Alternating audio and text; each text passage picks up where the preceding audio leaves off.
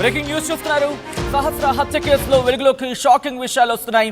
సహస్రను చంపిన బాలుడి మనస్తత్వంపై విచారణలు విస్తుపోయే విషయాలు బయటపడుతున్నాయి. ఓటీటీలో క్రైమ్ సిరీస్లు చూసి నేరాలపై అవగాహన పెంచుకున్నాడు నిందితుడు. ఎలా దొంగతనాలు చేయాలి, ఎలా తప్పించుకోవాలి, ఎవరైనా అడ్డుకుంటే చంపి ఎలా పారిపోవాలి అనే అంశాలని చూసి నేర్చుకున్నాడు నిందితుడు. ఏడాదిగా కత్తి వెంట పెట్టుకొని తిరుగుతున్నాడు నిందితుడు.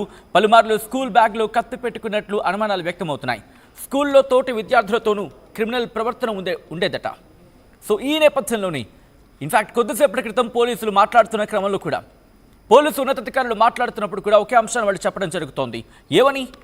స్కూల్కి కూడా దాదాపుగా 1 లేదా 2 రోజులు వెళ్ళేవాడు, అది కూడా వారంలో 1 లేదా 2 రోజులు మాత్రమే స్కూల్కి వెళ్ళేవాడు అంటూ కూడా పోలీసులు చెప్పుకొచ్చిన సందర్భం. దీంతో పాటు దొంగతనాలకు సంబంధించి కూడా అలవాటు ఉందా, ఈ క్వశ్చన్ రైజ్ అవుతోంది. స్కూల్కి వెళ్ళకపోవడం, దాంతోపాటు ఒక కైండ్ ఆఫ్ లగ్జరియస్ లైఫ్ని కోరుకోవడం, దాంతోపాటు ఈ క్రైమ్ సిరీస్లు చూడడం, ఇలా ఒకదాని తర్వాత ఒకటి 10th క్లాస్కి ఇంతటి దారుణమైన మనస్తత్వానికి ఒదిగిపోయాడు. ఒక 10th క్లాస్ విద్యార్థిని సాధారణంగా ఏం చూస్తూ ఉంటాం? చదువుకునే పిల్లాడు కాబట్టి చదువుకుంటూ ఉంటారు, లేకపోతే కాస్త ఆటలాడుకోవడానికో లేకపోతే సినిమాల వైపు కాస్త ఆసక్తి చూపించే అవకాశం ఉంటుంది. బట్ క్రిమినల్ మైండ్ సెట్ పూర్తిగా డెవలప్ అయిపోయిందని చెప్పి మీరెలా కన్ఫర్మ్ చేయగలరు అనే అంశానికి సంబంధించి క్వశ్చన్ చేసినప్పుడు ఒకసారి ఆలోచించండి. ఈరోజు జరిగిన ఘటన దేనికి నిదర్శనం?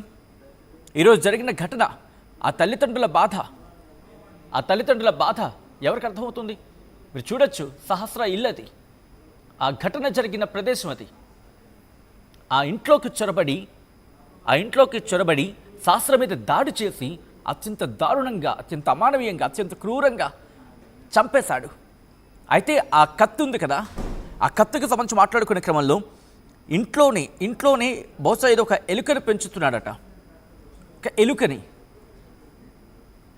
ఎలుకో కుందేలు ఏదో ఒక చిన్న పెట్ని పెంచుతున్నాడట. ఒక పెట్ని పెంచుతున్న సందర్భంలో ఆ పెట్ కోసం, ఆ పెట్ ఫీడ్ చేయడానికో లేకపోతే సమ్ అదర్ ఏది రీజన్ ఏదైనా కావచ్చు, దానికోసం ఒక కత్తి కూడా వెంట పెట్టుకుని తిరిగేవాడట. అది ఇన్ఫ్యాక్ట్ స్కూల్ కూడా తీసుకువెళ్ళాడా? ఎక్కడికి వెళితే అక్కడికి దాన్ని తీసుకువెళ్ళేవాడా? ప్రస్తుతం ఈ క్వశ్చన్స్ రైజ్ అవుతున్నాయి. ఈ క్రమంలో అసలు ఏం జరిగింది? పోలీసుల ఇన్వెస్టిగేషన్లో ఎటువంటి అంశాలు వెలుగులోకి రావడం జరుగుతోంది? డీటెయిల్గా తెలుసుకునే ప్రయత్నం చేద్దాం. మా ప్రతినిధి పెట్రీషియా అప్డేట్స్ అందించేందుకు సిద్ధంగా ఉన్నారు. పెట్రీషియా, అతగాడి క్రిమినల్ మైండ్ సెట్ గురించి పోలీసుల దగ్గర ఎటువంటి సమాచారం ఉంది? ఇన్వెస్టిగేషన్లో ఎటువంటి అంశాలు వెలుగులోకి రావడం జరుగుతోంది నిందితుడి గురించి? సహస్ర హత్య కేసులో ఒకటి తర్వాత 3 ఫ్యాక్ట్స్ అంతా కూడా వెలుగులోకి వస్తున్నాయి. ఇన్వెస్టిగేషన్ భాగంగా కూడా అతని క్రిమినల్ మైండ్ సెట్ కూడా పోలీసులు అనలైజ్ చేస్తున్నారు. ఎందుకు సహస్రాన్ని చంపాల్సి వచ్చింది? అదే కాకుండా ఓటీటీలో చూస్తూ, క్రైమ్ వాచ్ చేస్తూ, ప్రతిసారి క్రైమ్ ని ఎలా చేయాలంటూ ఆ సిరీస్ చూస్తూ అతనే క్రిమినల్ గా మారిపోయాడంటూ కూడా పోలీసులు చెప్తున్నారు. ఎలా థ్రెట్ చేయాలి, ఆ తర్వాత ఎలా ఎస్కేప్ అవ్వాలి, ఎంట్రీ ఎలా, ఎగ్జిట్ ఎలా అంటూ కూడా అతను ఆ లేఖలో రాసుకోవడం, అదే తర్వాత మిస్సింగ్ డాన్ అంటూ కూడా ఆ లెటర్ లో పేర్కోవడం, ఎలా లోపలికి వెళ్ళాలి, వచ్చిరాని ఇంగ్లీష్ తో కూడా అతను ఎంట్రీ ఎలా, ఎగ్జిట్ ఎలా, డోర్ ఎలా పగలగొట్టాలి, గ్యాస్ ఎలా లీక్ చేయాలి, ఆ తర్వాత ఏం చేయాలి అనే విధంగా కూడా ఎవ్రీథింగ్ ప్రీ ప్లాన్ గా 1 month ముందే లెటర్ రాసుకొని ప్లాన్ సేమ్ ఎలా అనుకున్నాడో అలానే అమలు చేశాడు. ఈ క్రమంలోనే సహస్ర అడ్డుపడడం, దాని తర్వాత ఆ బ్యాట్ దొంగతనం చేసే టైంలో కూడా తను అడ్డుపడిన సమయంలో కూడా సహస్రాన్ని విచక్షణ రహితంగా తనని మీద మొదట కొట్టి బెడ్ పైన తోసేసి ఆ తర్వాత కత్తితోని ఇష్టానుసారంగా పొడిచి అతి దారుణంగా హత్య చేశాడు.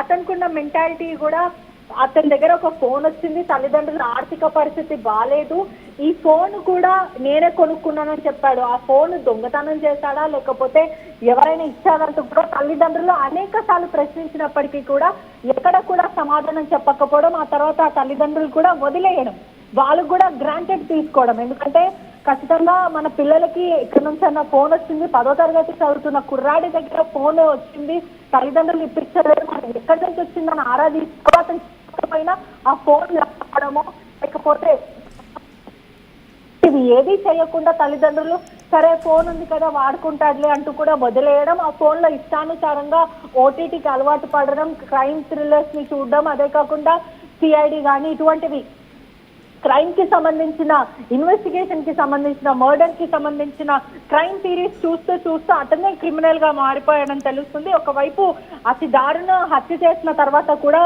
మేడ మీదకి దూకి పారిపోవడం, మరో బిల్డింగ్ కి పోలీసులని తప్పుదోవ పట్టించడం, పోలీసులు అందరినీ విచారిస్తూ ఆ అబ్బాయిని కూడా విచారించడం. ఈ క్రమంలోనే పోస్ట్ మార్టం రిపోర్ట్ లో కూడా ఎవరో 20 సంవత్సరాల కుర్రాడు ఆ లోపలనే చేసి ఉంటారంటూ కూడా పోలీసులు అనుమానించారు. ఈ క్రమంలో అందరినీ కూడా గాలిస్తూ అందరినీ క్వశ్చన్ చేస్తున్నప్పటికీ ఆ అబ్బాయిని కూడా క్వశ్చన్ చేసి ఎవరినైనా అనుమానితులను చూసావా, నీకు సహస్రాకి ఫ్రెండ్షిప్ ఉంది, నువ్వు తరచూ వెళ్తుంటావు కాబట్టి ఎవరినైనా చూసావు అంటే నాకు ఎవరు తెలీదు, డాడీ డాడీ డాడీ అని 3 సార్లు వచ్చింది.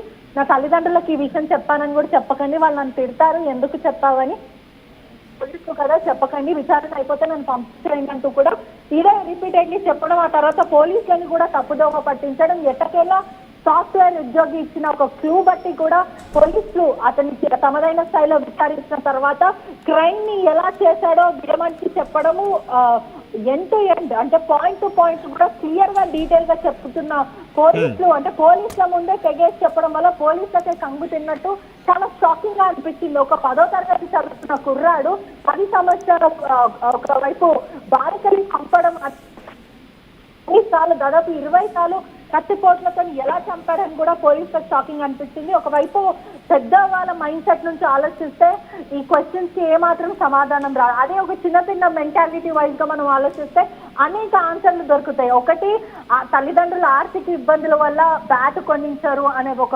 ఉద్దేశంతో, డబ్బులు లేవు అనే ఒక ఉద్దేశంతో ఇంట్లోకి వెళ్ళి డబ్బులు దొంగతనం చేయడము, బ్యాట్ ని దొంగతనం చేయడము, ఆర్థిక ఇబ్బందులే కారణం, మా పేరెంట్స్ ఇప్పారు, మా 2 అక్కలకి ఫీజులు కట్టాలి కాబట్టి మా పేరెంట్స్ ని నేను అడగలేనంటూ కూడా ఒక హ్యూమానిటేరియన్ లా మాట్లాడుతున్నాడు. అటువంటి హ్యూమానిటేరియన్ గ్రౌండ్స్ ఉన్నప్పుడు అమ్మాయిని ఎలా అంటే పెట్రిషియా ఈ వ్యక్తికి సంబంధించి మాట్లాడుకునే క్రమంలో ఈ పిల్లాడికి సంబంధించి గతంలో కూడా ఇటువంటి కేసెస్ ఉన్నాయా, అంటే దొంగతనం చేసిన సందర్భాలు కావచ్చు, లేకపోతే వేరే వాళ్ళ మీద దాడి చేసిన ఘటనలు కావచ్చు, ఇటువంటివి ఏమైనా ఉన్నాయా? అతనికి ఉన్న క్రిమినల్ రికార్డ్ ప్రకారం కూడా నిన్ననైతే ప్రస్తుతం ఈ ప్రిలిమినరీ ఇన్వెస్టిగేషన్ అయితే తేలుతుంది. అదే కాకుండా స్కూల్లో కూడా ఎప్పుడూ స్కూల్ కి రాని వ్యక్తి, ఎప్పుడో ఒక్కసారి ఏదో నెలకు ఒక్కసారి వచ్చి మొహం చూపించి వెళ్ళిపోతాడు. ఎప్పుడు కూడా స్కూల్లో ఇక్కడ ఏదో గొడవ పడుతూ ఉంటాడు, క్రికెట్ అంటూ కూడా జులాయిగా ఆకతాయిగా తిరుగుతూ ఉంటాడు. కానీ చదువు మీద కానీ అతని చదువు సంఘం మీద కూడా ఎటువంటి ఇంట్రెస్ట్ లేదు అతనికి. ఎప్పుడు కూడా ఓటీటీలు చూడడము, సిరీస్ చూడడం, బలాదూరుగా తిరగడం, ఇది మాత్రమే అతని బుర్రలో ఉంది. కానీ చదువుకొని బాగుపడదామని ఒక ఆ థాట్ ప్రాసెస్ ఇన్బిల్డ్ గా ఆయనకి లేదంటూ కూడా ప్రస్తుతం స్కూల్ యాజమాన్యం చెప్తున్న పరిస్థితి. అదే కాకుండా కుటుంబ సభ్యులు కూడా ఆందోళన వ్యక్తం చేస్తున్నారు. ఇటువంటి వాళ్ళని సమాజంలో వదిలేస్తే ఇప్పుడు జూనియర్ హోమ్ కి తరలించారు, కానీ అతను పెరిగి పెద్దయిన తర్వాత మళ్ళీ సమాజం పైన ఇటువంటి వాళ్ళని వదిలేస్తే ఆడపిల్లల పరిస్థితి ఏంటి? అదే కాకుండా ఇటువంటి మైండ్ సెట్లు మారవు, వీళ్ళని ఉరి తీయాలంటూ కూడా కుటుంబ సభ్యులు ఆవేదన వ్యక్తం చేస్తున్నారు. కానీ ఇటువంటి మైండ్ సెట్ తరచు సైకాలజికల్ గా వాళ్ళకున్న మైండ్ సెట్ ఇప్పుడు ఈ జనరేషన్ లో ఇలా హత్యలు చేయాలి అని ఇన్బిల్ట్ పైన కూడా తల్లిదండ్రులందరూ కూడా అంటే